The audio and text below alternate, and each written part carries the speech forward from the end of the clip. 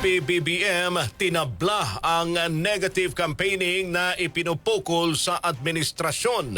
Kasama natin sa balita, Radyoman Chanel Salazar. RNN Live Report!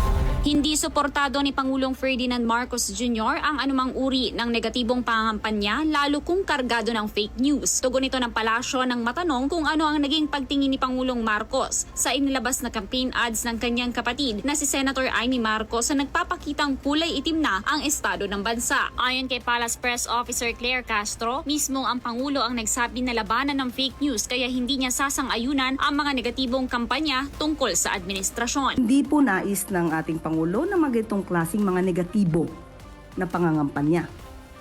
Lalong-lalo na po kung ito ay fake news.